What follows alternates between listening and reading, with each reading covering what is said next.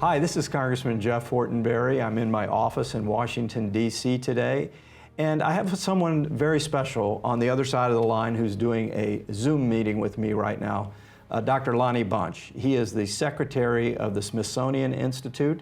Perhaps you've visited Washington and been to some of the Smithsonian museums.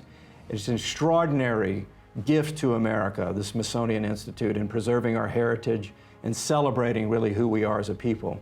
Dr. Bunch has an incredible background, and I'm going to highlight one aspect of it because he not only founded the African American Museum, the newest museum on our mall here in Washington, but he also directed it for a number of years prior to becoming secretary of the whole organization. Dr. Bunch, thank you so much again for your willingness to talk to me. Several years ago when I called you about the questions of the day, as we began to look at the issues of what does it mean to appropriately celebrate history in public spaces and some of the controversies that were emerging even back then. You helped me walk through this to understand the right balance, the nuances, the importance of being thoughtful about our heritage, using it creatively to teach into the future, and not letting it be corrupted. So with that, in that vein, could you, I'll walk through a couple of questions, and we just would be so grateful as Nebraskans to hear your perspective, and again, are so grateful for your willingness to lean into this set of hard questions that's before us today, because we're in this moment where we are looking at our history through a different lens. I think most people, understandably, are willing to engage in that conversation, but most people are rejecting this idea of mob violence as it comes to trying to unpack the hard issues. So with that, why do we have statues? We have statues for two reasons. One is to help people remember. We think that the historical moments in our past that are so important are something that you want to make sure future generations remember. So statues are really markers to say, this is an important thing that you should know. But also what statues are they're part of the glue that holds a country together. That in essence, they help us create a shared identity of what our past is. So it's really important to both understand why statues are so important, but also understand why the debates around these statues change over time and how important that debate is to our changing notions of who we are as Americans. So who gets to decide what type of statue embraces that extraordinary ideal that you just stated? Well, I think that in some ways, what you hope is that people understand their history. And by understanding history, you could make the right choices about what statues there should be, what statues should change over time. But the reality is that the choice of who we remember is shaped by a variety of places. It's shaped by local political unions, leaders. It's shaped by groups that preserve the history of the Civil War. So there's really not one place where these monuments are shaped. But the thing that's really important to me is to recognize that what you hope is that as we debate the changing notions of who these monuments should recognize, what we do is realize that the most important thing we can do is, first of all, understand our history, have a clear understanding of America's past. And what you hope that comes out of this moment today, candidly, is that more Americans will see history not as something that's nostalgic, but something that's crucial to understanding who we are and how we got to this place.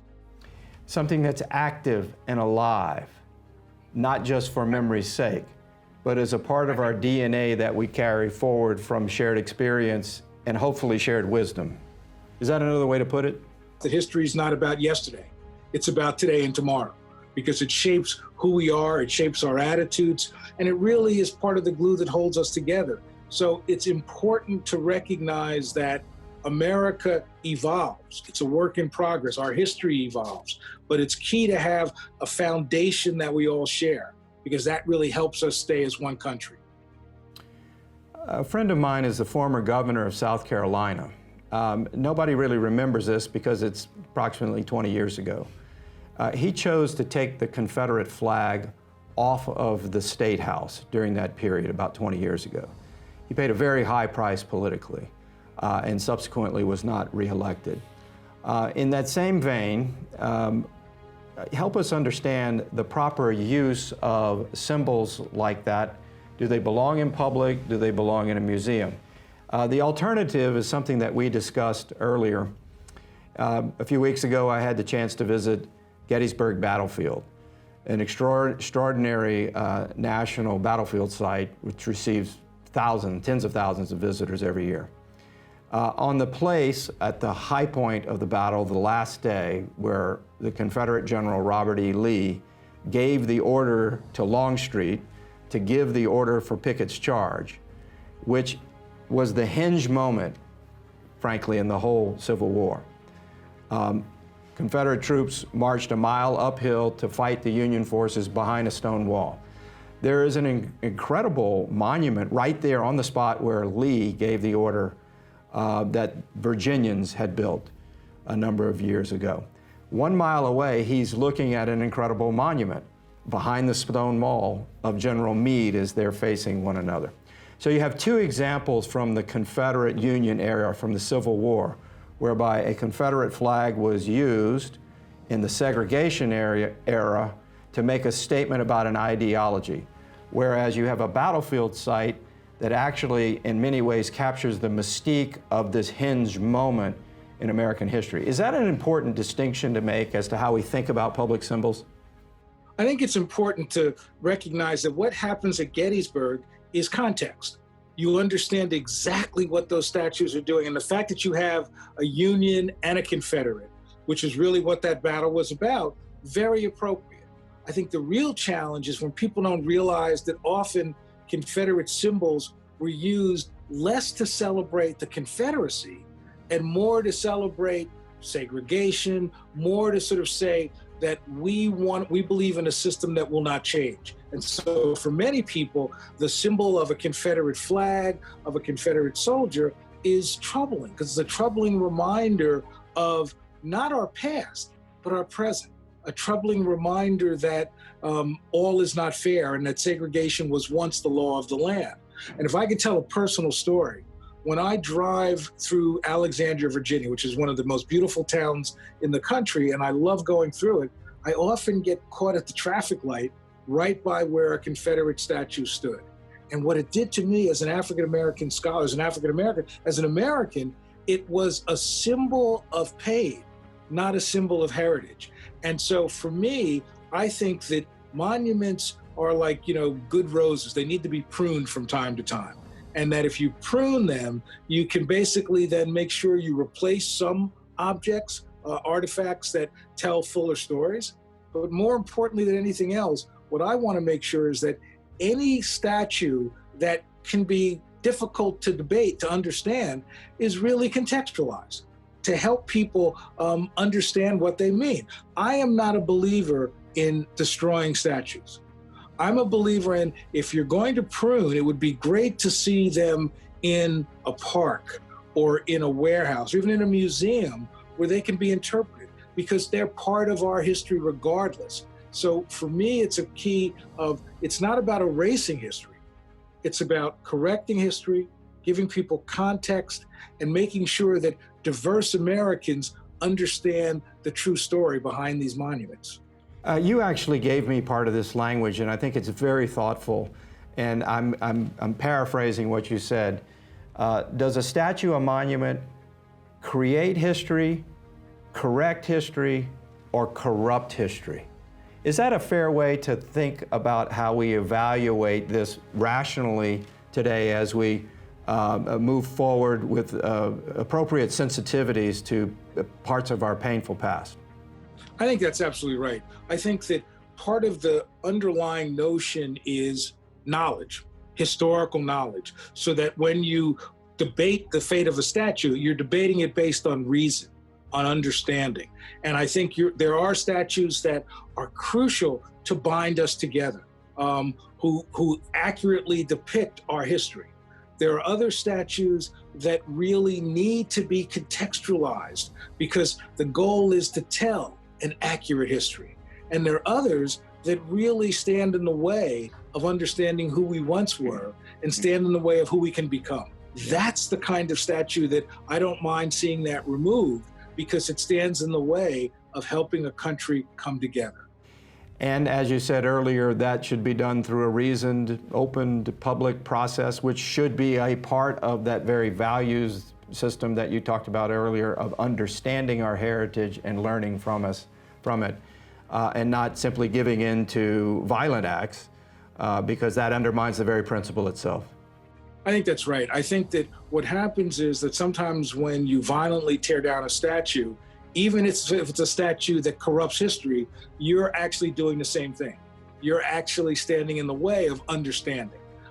So that's why what I hope is that there is a kind of reasoned group of people at different communities who are diverse in their ideas, but who come together to help people think about what these statues represent and how do you contextualize them. I mean, I am very torn, candidly, by a debate here in Washington, D.C.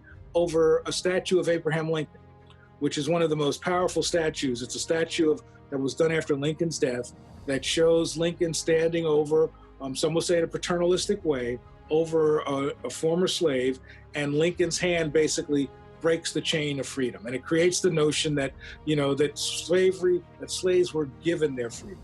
And I think that it's a powerful statue and a powerful learning opportunity.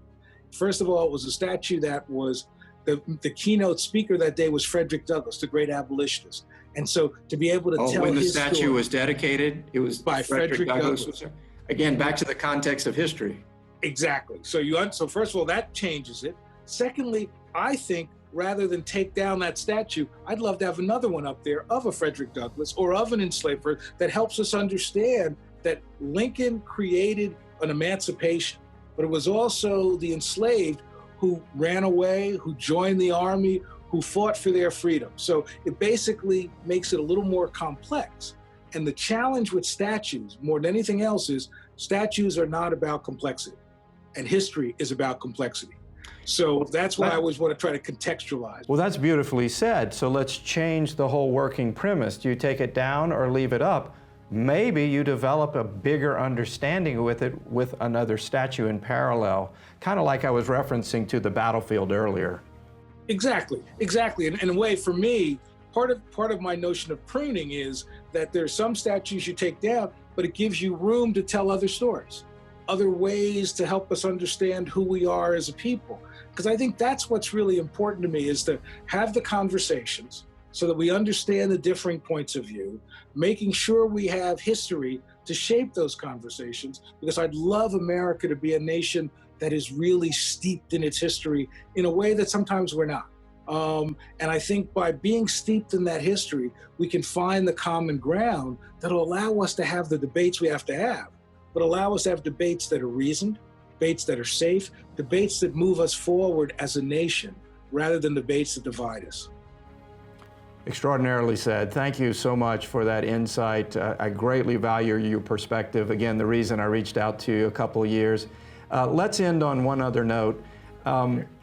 What led you to found the African American Museum here in Washington? It's funny. I had been at the Smithsonian almost all of my career, and I realized that the Smithsonian was something special. It was special because millions of people will come to the Smithsonian and will explore questions there that they won't in their local community. And for me, part of what is so powerful about creating a museum was I wanted to create a museum that looked at the African American experience, but I didn't want it to be a museum for African Americans. I wanted it to be a museum that used African American history as a lens to understand what it meant to be an American. For me, that museum is a symbol of optimism, a symbol of how a country improves itself over time, a symbol of how people cross racial lines to help a country be made better. So for me, this was my opportunity to contribute what little I had as a historian to help a country better understand itself. Well, you did an extraordinary job, not simply in building another monument, another museum for the collection of history, but it is a marker, a very significant marker at perhaps the most significant place in our country, where we are celebrating a variety of not only memories, but ongoing processes. Between the White House and the Capitol sits that museum in a grand space right there next to the Washington Monument. So look, that was a labor of love. I know there were some days when you didn't know if it was going to happen or not, but you did it. And I'm glad to have had the opportunity to dialogue with you again earlier, to learn a little bit more about your perspective. This has been extraordinarily helpful. I wish every American could perhaps see this interview. I know you're reaching out to be a voice in the public sphere because I think this is the right tone and the right depth of conversation to talk about complexities that are not exact science. They involve the art of deepening understanding, but depend upon trust and goodwill to all move us forward in a positive, rightful direction. So, Dr. Bunch, thank you so much. I'm very grateful for your time. Well, thank you. Thank you for your interest. Thank you for your leadership. We're all in this together to help make our country be even better than it is now. One of the things that history has taught me during my career is that history is better when it expands, not subtracts. And that's what I hope we try to do around this debate. But, Great. I'm going to do the best I can to help in what little ways I can. And again, thank you for allowing me to be part of this conversation.